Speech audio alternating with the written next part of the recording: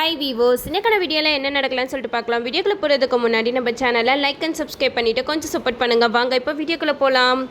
நம்ம துளசி லக்ஷ்மிக்கிட்டே அஞ்சலிக்கிட்டே சொல்கிறாங்க, எதுக்காக இப்போ ஃபீல் பண்ணிக்கிட்டு இருக்கீங்க? பாட்டியோட ஆப்ரேஷனுக்கு பணம் வெற்றி ரெடி பண்ணுறேன்னு சொல்லியிருக்காருல, நீங்கள் எதுக்கும் கவலைப்படாதீங்க. அம்மா அவர் சொன்ன மாதிரி கரெக்டாக வீட்டுக்கு வாங்க, மாமா கிட்ட பேசி உங்களுக்கு பணத்தை வாங்கி தருவாங்க அப்படிங்கிற மாதிரி சொல்கிறாங்க. இதை கேட்ட லக்ஷ்மி சொல்கிறாங்க, உங்கள் அப்பா யார்கிட்டேயும் கடன் வாங்கினதே இல்லைம்மா, எனக்கு இந்த பணம் வேணாம் அப்படிங்கிற மாதிரி சொல்லும்போது அஞ்சலி சொல்கிறாங்க, அம்மா இப்படிலாம் சொல்லாத, நம்மளுக்கு வர இருந்த பணத்தையும் அந்த கேசவன் ரகு 2 பேரும் சேர்ந்து பிடுங்கிட்டாங்க. இப்போ பாட்டியோட உயிரை நம்ம காப்பாற்றி ஆகணும், வேற வழி இல்லை, நம்ம போவோம் அப்படின்னு சொல்லிட்டு மறுநாள் காலையில் கிளம்பி போகிறாங்க. நம்ம ஈஸ்வரமூர்த்தி வெற்றிக்கிட்டையும் பணம் கொடுக்கறதுக்கான ஃபார்மாலிட்டிஸ் எல்லாம் ஃபில் பண்ணியிருப்பா, நான் பணத்தை தரேன் அப்படிங்கிற மாதிரி சொல்லிட்டு ஒரு வேலை விஷயமா வெளியில் கிளம்பி போயிடுறாங்க.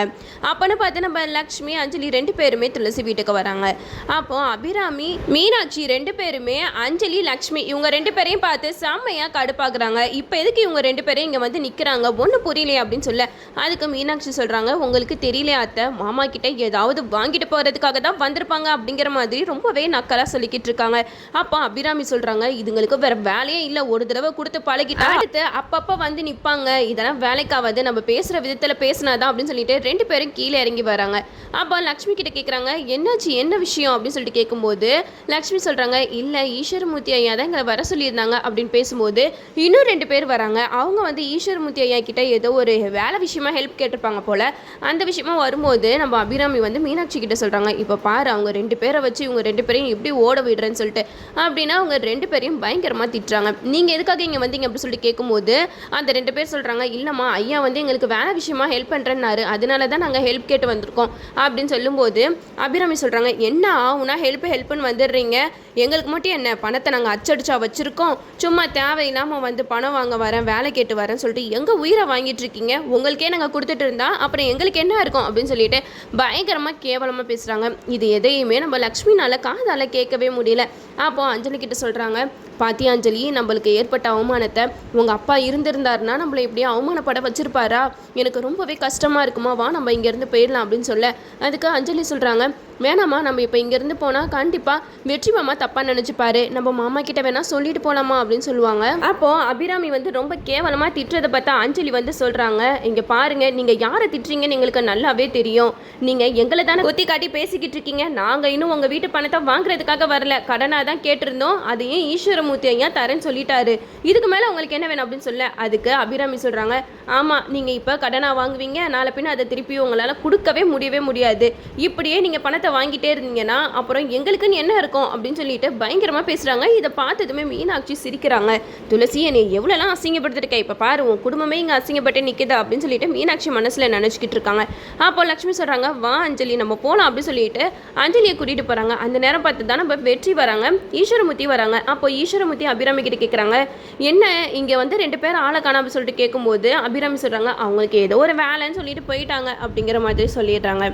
அப்போ நம்ம லக்ஷ்மி வந்து கண் கலங்கி நிற்கிறத பார்க்குறாங்க. நம்ம வெற்றி புரிஞ்சுக்கிறாங்க, இங்கே ஏதோ ஒரு பேத்தனா நடந்திருக்கு, இவங்க கண்டிப்பாக நம்ம அத்தையும் அஞ்சலியும் ஏதோ பேசியிருக்காங்க, அதனால தான் இவங்க 2 பேருமே இப்படி சோகமாக நின்றுட்டு இருக்காங்கன்றதை வெற்றி புரிஞ்சுக்கிறாங்க. வெற்றி உள்ளக்க கூப்பிட்றாங்க, வாங்க அத்தை, அஞ்சலி வா உள்ள வா அப்படின்னு சொல்லிட்டு உள்ளே கூட்டிகிட்டு போகிறாங்க. அப்போது லக்ஷ்மி வந்து அந்த பணத்தை வேணான்னு சொல்கிறாங்க, வேணாம் மாப்பிள்ள, நாங்கள் வேற எங்கேயாவது ரெடி பண்ணிக்கிறோம் அப்படின்னு சொல்ல, அதுக்கு வெற்றி சொல்கிறாங்க, என்ன அத்தை இவ்வளோ நேரம் பணத்துக்காக வந்துட்டு இப்போ என்ன பணம் வேணான்றீங்க, ஏன் எங்கள் அம்மா ஏதாவது சொன்னாங்களா அப்படிங்கிற மாதிரி கேட்கும்போது லக்ஷ்மி சொல்கிறாங்க, அதெல்லாம் இல்லைப்பா, எங்களால் உங்களுக்கு சிரமம் வேணான்னு தான் நாங்கள் சொல்லிக்கிட்டு இருக்கோம் அப்படின்னு சொல்லி, அதுக்கு வெற்றி சொல்கிறாங்க, அதெல்லாம் ஒன்றும் இல்லை இந்தாங்க பிடிங்க அப்படின்னு சொல்லிட்டு பணத்தை கொடுக்குறாங்க. அப்போது நம்ம துளசி வந்து ரூமுக்கு கூட்டிகிட்டு போயிட்டு லக்ஷ்மி கிட்டேயும் அஞ்சலி கிட்டே கேட்குறாங்க, என்னம்மா நடந்துச்சு, உங்களை ஏதோ பேசியிருக்காங்க, என்கிட்ட மறைக்காமல் சொல்லுங்க அப்படின்னு சொல்லிட்டு கேட்க, அப்போ லக்ஷ்மி அஞ்சலி 2 பேருமே சொல்கிறாங்க, அவங்க ரொம்ப கேவலப்படுத்தி பேசிட்டாங்கக்கா அப்படின்னு சொல்லிட்டு அஞ்சலி நடந்த விஷயம் எல்லாத்தையுமே சொல்கிறாங்க. இதெல்லாம் கேட்டுட்டு நம்ம துளசி பயங்கரமாக அழுகுறாங்க, எங்கள் அம்மாவும் தங்கச்சி வந்து இப்படி அசிங்கப்படுறதுக்கா இங்கே வரணும் அப்படின்னு சொல்லிட்டு பயங்கரமாக அழுகுறாங்க. அப்போ வெற்றி சொல்கிறாங்க, இவங்க 2 பேரும் இவ்வளோ கேவலமாக நடந்துப்பாங்கன்னு நான் கொஞ்சம் கூட எதிர்பார்க்கவே இல்லை, சாரி அத்தை அப்படின்னு சொல்லிட்டு வெற்றி வந்து லக்ஷ்மி கிட்ட சாரி கேட்குறாங்க. அதுக்கு லக்ஷ்மி சொல்கிறாங்க, விடுப்பா, நீ எதுக்கு சாரி கேட்டுக்கிட்டு, எங்களோட தலையெழுத்து இப்படி இருக்கும்போது அதை நாங்கள் அனுபவிச்சு தானே ஆகணும்னு சொல்லிட்டு ரொம்ப சேடாக அந்த பணத்தை வாங்கிட்டு போகிறாங்க. இது கேட்டதுமே நம்ம துளசிக்கு பயங்கர கோபம் வருது. அப்போது அபிராமி கிட்ட போயிட்டு செம்மையாக சண்டை போடுறாங்க துளசி, அத்தை உங்களுக்கு என்னதான் வேணும், எதுக்காக என் குடும்பத்தை அசிங்கப்படுத்திக்கிட்டே இருக்கீங்க அப்படின்னு சொல்லிட்டு கேட்கும்போது அபிராமி சொல்கிறாங்க, ஆமாம் உன் குடும்பம் அப்பப்போ வந்து காசு கேட்டு நிற்கும், அதுக்கெல்லாம் நாங்கள் தூக்கி கொடுத்துட்டு இருந்தா அப்போ நாங்களாம் எங்கே போகிறது அப்படிங்கிற மாதிரி கேட்கும்போது துளசி சொல்கிறாங்க, பாத்தியா வெற்றி எப்படிலாம் பேசுகிறாங்க, இதுக்கு தான் நான் பணம் வேணான்னு சொன்னேன் அப்படின்னு சொல்கிறாங்க. அதுக்கு வெற்றி சொல்கிறாங்க, அம்மா நீங்கள் பண்ணது ரொம்ப பெரிய தப்புமா, என்னதான் இருந்தாலும் வீடு தேடி வந்த ஒருத்தவங்களை இப்படி அசிங்கப்படுத்தி அனுப்பக்கூடாது அப்படின்னு சொல்லிட்டு கண்டபடி திட்டிட்டு போயிடுறாங்க. அப்போ மீனாட்சி வந்து அபிராமி கிட்ட சொல்கிறாங்க, அத்தை பாருங்க இப்படியே போச்சுன்னா அவ்வளோதான், வெற்றி வந்து அவங்க குடும்பத்தோடய போய் செட்டில் ஆயிடுவான் போல், ஏற்கனவே அவர் தனியாக வேலைக்கு போகிறேன்னு சொல்லிட்டு அதுலேருந்து பிரிஞ்சு போயிட்டாரு, இதுக்கப்புறம் நான் சொல்ல வேண்டிய அவசியமே இல்லை அப்படிங்கிற மாதிரி மீனாட்சி அபிராமியை தூண்டி விட்டுட்டு இருக்காங்க. இந்த சைடு நம்ம அஞ்சலிக்கு மகேஷ் வந்து தொடர்ந்து தொந்தரவு கொடுத்துக்கிட்டே இருக்காங்க.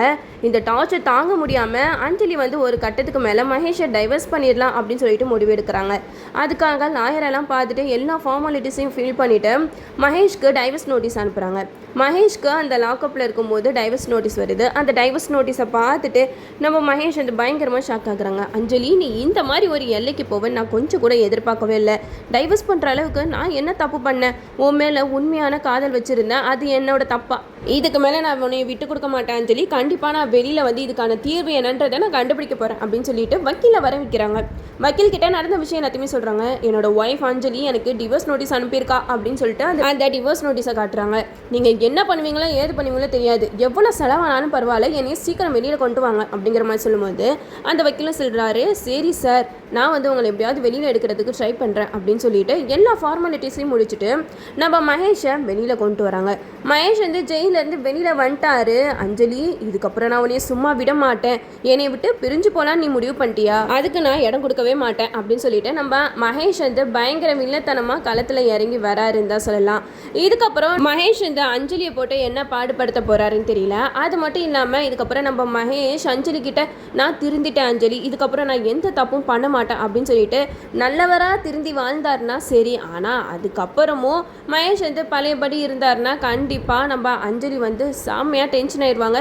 இப்போவுமே மகேஷ் மேலே செம்ம கோவத்தில் இருக்காங்க. டைவர்ஸ் கொடுக்குற அளவுக்கு வந்துட்டாங்கன்னா அப்போ எந்த அளவுக்கு மனசு வெறுத்து போயிருப்பாங்க நம்ம அஞ்சலி. ஸோ இப்போ மகேஷ் வந்து என்னெல்லாம் பண்ண போகிறாருன்றதை நம்மளும் வெயிட் பண்ணி பார்ப்போம். அது மட்டும் இல்லாமல் இப்போ நம்ம துளசி வெற்றி இவங்க 2 பேரோட லவ் சீன்ஸ் எல்லாம் சூப்பராகவே இருக்கும் சொல்லலாம். இவ்வளோ நாளாக வந்து நம்ம துளசி கிட்ட நம்ம வெற்றி எத்தனையோ தடவை லவ் சொல்லியிருக்காரு, ஆனால் அப்போல்லாம் நம்ம துளசி வந்து அக்செப்ட் பண்ணிக்கவே இல்லை. ஆனால் இப்போ வந்து ரொம்பவே துளசியை இம்ப்ரெஸ் பண்ணி லவ்வாக சொல்லியிருக்காரு. அதனால நம்ம துளசியும் கொஞ்சம் கூட யோசிக்காமல் வெற்றியை ஏற்றுக்கிட்டாங்க. இனிமேட்டு நம்ம துளசி வெற்றி இவங்களோட லவ் ட்ராக் வரும். இதை தெரிஞ்சுக்கிட்ட மீனாட்சி வந்து வெற்றி துளசி இவங்க 2 பேருமே சந்தோஷமாக இருக்கக்கூடாது அப்படின்னு சொல்லிட்டு இவங்க 2 பேரையும் பிரிக்கிறதுக்காக என்னென்ன பிளான் எல்லாம் பண்ண போகிறாங்கன்னு தெரியல. அது மட்டும் இல்லாமல் இப்போ நம்ம அஞ்சலி மகேஷ் இவங்க 2 பேரும் சட்ட ரீதியாக பிரிஞ்சிட்டாங்கன்னா அடுத்து நம்ம அஞ்சலிக்கு ஜோடியாக கவின் தான் வருவார். அது மட்டும் இல்லாமல் இப்போ நம்ம அஞ்சலி மகேஷை விட்டு ஒரடியாக பிரிய போகிறாங்க. டைவர்ஸ் கொடுத்துட்டா அவ்வளோதான், இனிமேட்டு 2 பேருக்கும் எந்த ஒரு தொடர்புமே இருக்காது. இதெல்லாம் தாங்கிக்க முடியாத மகேஷ் வந்து அஞ்சலியை எப்படி நிம்மதியாக வாழ வைக்க போகிறாருன்னு தான் தெரியல. நம்மளும் வெயிட் பண்ணி பார்ப்போம். ஓகே வீவர்ஸ், இந்த வீடியோ உங்களுக்கு பிடிச்சிருந்தா லைக் பண்ணுங்கள், மறக்காம நம்ம சேனலை சப்ஸ்கிரைப் பண்ணிடுங்க.